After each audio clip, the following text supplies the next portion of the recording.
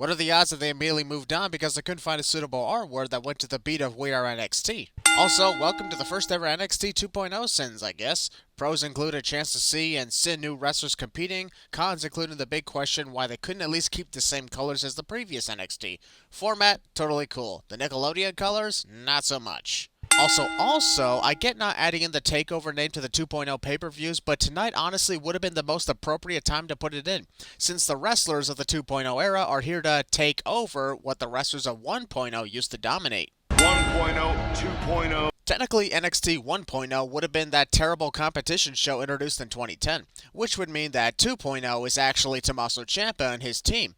So the revamp of NXT should actually be NXT 3.0. It's had as many remakes as live-action adaptations as Spider-Man. I'm not kidding, for an NXT WarGames pay-per-view they actually overused the siren sound effects. I believe the amount of times is either 5 or 6, which is about the same number of Hell in a Cell matches that took place in 2021 as well. We know it's your last night. At this point, everyone is having a last night around this place. I'm sorry, but can you please turn off the siren? The cage is already surrounding the ring for the opening match. The siren is put in place when the cage is descending. And I love how they got the cage to descend last year in the Performance Center. It was awesome. Welcome to your first pay-per-view, Cora Jade. First thing that happens is she skateboards into the arena and immediately falls off it. Kaylee Ray pulling a discount Sting in her first WarGames match during her entrance. Anyone else notice the way she moved the baseball bat? Dakota Kai's appearances is getting weirder and weirder with every entrance. I can't be the only one who preferred her previous looks during her heel run, right? Dakota Kai pulls out a load of kendo sticks but proceeds to wield only one of them. Since Kaylee Ray has a baseball bat, it'd be a lot smarter if Dakota wielded 2 kendo sticks, one in each hand, just to be safe. Also, I don't mean to sound stupid, and proceed to call me stupid if I am for pointing this out, but why are the shark cages containing the other wrestlers in the crowd who are supposed to be wearing masks during the COVID-19 pandemic? One of those things is a little redundant if I'm being honest. Shark cage cam. It's quite simple. Dakota Kai actually believed that Kaylee Ray would graciously welcome her to the second ring and not take advantage with her baseball bat. Dakota's not really bright at all, is she? Admire the creativity here, but one single Irish whip onto the ropes and that kendo stick bridge will tumble down easily. Dakota Kai had the baseball bat in her hand, and Kaylee Ray had to leap to a different ring just to reach her. So why didn't Dakota take advantage and swing the baseball bat? This is right up. See what I mean about the kendo stick bridge? These women barely touched the ropes and one of the sticks have already tumbled. Jade, innovative right here. Beth Phoenix says this just as Cora Jade weakly tosses the skateboard away when she could have aimed lower to stop Dakota Kai in her tracks. Damn. It's an alternating member from each. To this day, I still don't get why a wrestler grabs their opponent's foot but then proceeds to taunt them instead of tripping them or pushing them back. It's as if the existence of the enziguri suddenly disappears from their memory when that moment happens. Can't believe I would say this, but wrestlers exiting the shark cage just to pull weapons like garbage cans and kendo sticks have been overused in WarGames matches. It's not even that exciting anymore. Matter of fact, nobody reacts with intense electricity when so much as a table is introduced into this match. Yeah, but the question is what's in the bag. The commentators wonder what's in the bag that Gigi Dolan brings into the cage. And you know what the sad part is? It's just an empty duffel bag. There's literally nothing in it.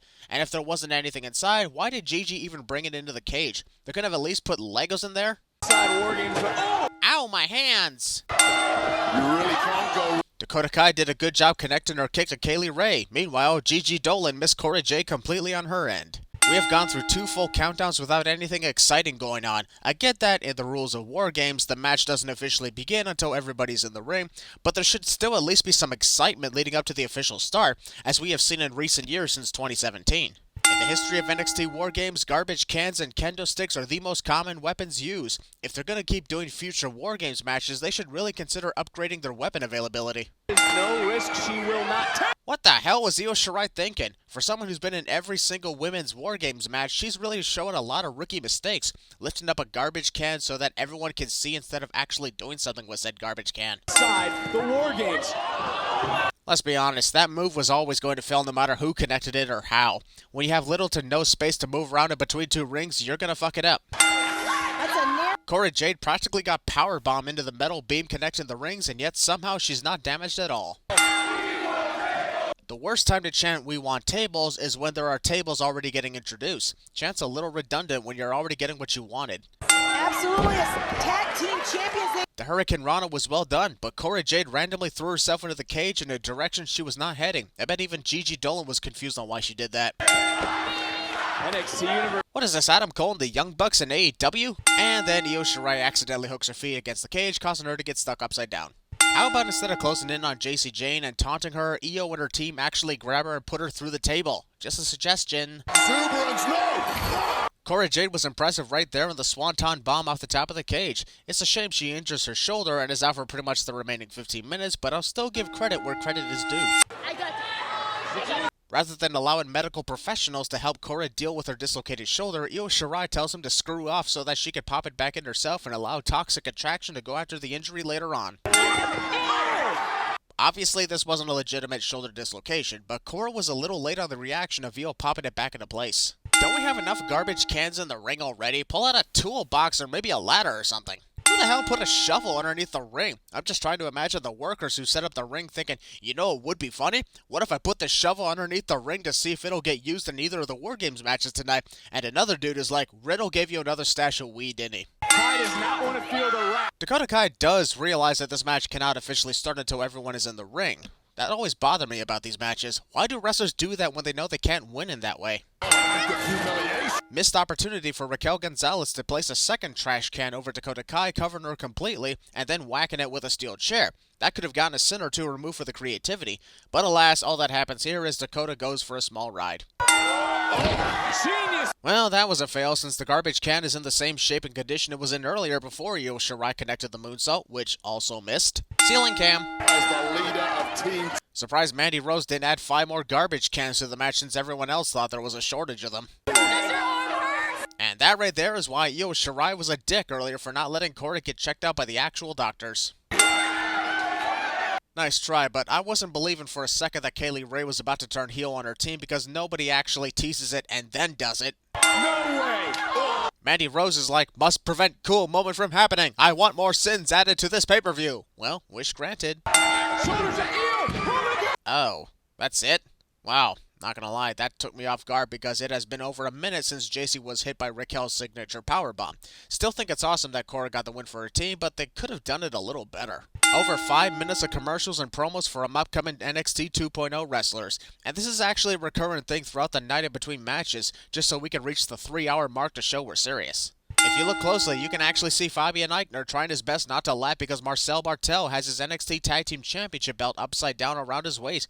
I guess he's the TXN Tag Team Champion? Wonder what that stands for. Who gives a shit about DraftKings? Sorry, whenever a green advertisement appears at the bottom of the screen, my Hulu instincts kick in. Who's to say he can't do it again tonight? His ending contract probably doesn't think Kyle O'Reilly will win the tag team titles with Von Wagner. Got a lot of potential. Kyle O'Reilly dropped Fabian Eichner before Von Wagner could knock him over, making the only thing impressive be the game of leapfrog they played. Zion Quinn came down to ringside. Look, I get that Wade Barrett is entertaining on commentary, but could we at least talk about what's going on in the ring right now? We can get back to arguing later in between matches. O'Reilly caught Bartel. Yikes! Kyle O'Reilly whacked Marcel Bartel in the face so hard he made him think he was Scott Hall posing in the NWO for a second. Is Marcel auditioning to join the Bloodline on the very case Imperium doesn't work out? Interesting theory. The universe split between these two. You could clearly see Marcel prepare to leap over the top rope before Kyle could even kick him out. Wagner changing it. Because they didn't turn around in time, Marcel had to jump twice in the air as if they were on a trampoline in order to get chokeslammed onto Fabian. Same page. Live footage of Fabian Eichner and Kyle O'Reilly stumbling out of a bar after many shots of vodka somehow made its way into this pay-per-view event. Well, holy shit, that was awesome to look at. Fabian almost missed Von completely, and that would have been catastrophic for him. Good work on the part of both wrestlers for that risk-taking moment. Really stepped up. Oh, what? It may be a post-match assault sin, but you also gotta admire the callback to Adam Cole turning on Kyle O'Reilly coming back to haunt him. Only this time, Kyle was ready for it. We are la familia. Actually, that stable has previously existed in WWE and is no longer around, but still, that name is taken. You bluffed me in poker! Time to make this a hair versus hair match. Wait, what? That's how this whole thing came to be? By outsmarting him and then got power. Did anyone notice how Cameron Grimes was nearly sent into the other ring but then quickly moved in the opposite direction? Does this confirm my question on wrestlers getting disqualified if they enter the second ring? Did you say a bold? Wade Barrett doesn't even care that Cameron Grimes flew Triple H style over the top rope and dangerously crashed onto the stairs. More interested in what Beth Phoenix said. Referee at 7. Not even Vic Joseph is paying attention to this match as he claimed the referee was at a 7 count when he was actually at an 8 count. Is Beth the only one left who's paying attention? Slowest count I've ever heard. Sorry, but Wade Barrett is so annoying tonight. That was, in no way, the slowest countout ever. If anything, it was a little faster than a normal countout. Duke Hudson is honestly making a huge mistake by shouting that to Cameron Grimes. Rather than yell about what you're going to do, how about you win the match first? To be bold here in a After all these decades, I refuse to believe that anyone could ever fall for the Enziguri counter by accident. Falling into the covers, Grimes. Cameron should consider himself lucky that his shoulders weren't down as well. If they both lost, would that mean they both lose their hair? Boy, I got a lot of questions about this type of match. I hate this referee. Wade Barrett deserves 5 sins for thinking that the referee's pathetic for properly doing his job and stopping a count when wrestlers are grabbing the ropes for leverage. If you're going to be a bad guy on the commentary, at least don't sound like you don't know how refereeing and wrestling matches work. 6 are the same size. Well, damn, here's a double center mover for that perfectly done reverse Rana. Amazing. Victory by means of grasping the tights is always a sin, even when it's the good guys doing it. Now Wade has a valid complaint about the referee. We interrupt NXT WarGames 2021 to bring you Over the Limit 2010. Only reason I'm saying that is because a shitload of hair was left on Duke's head just like CM Punk.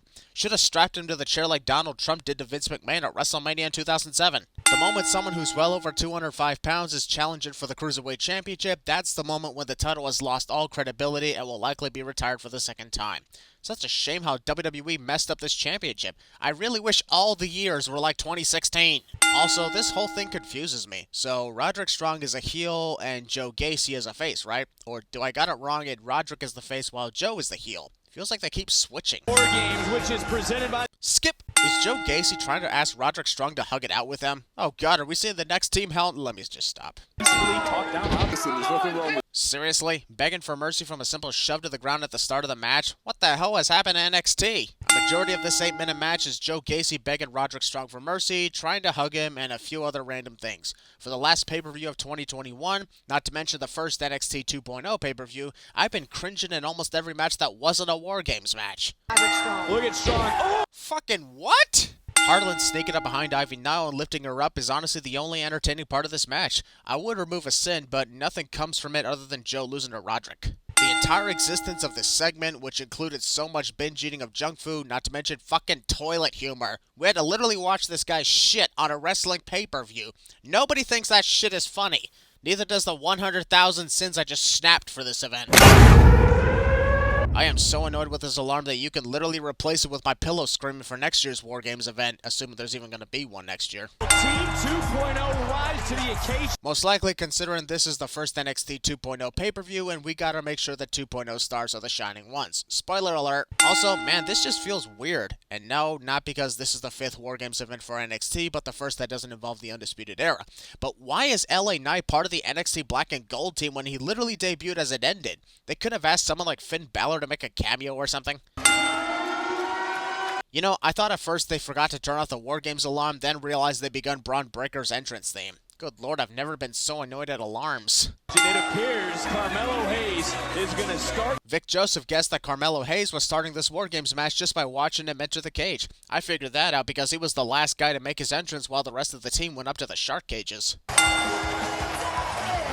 Everyone knows I'm not the biggest fan of Johnny Gargano and had a running gag of calling him Johnny Failure for years. But damn it, I can't resist removing 5 cents for the return of his Rebel Heart theme. Not to mention the custom outfit featuring pieces of his outfits used on previous NXT TakeOver events.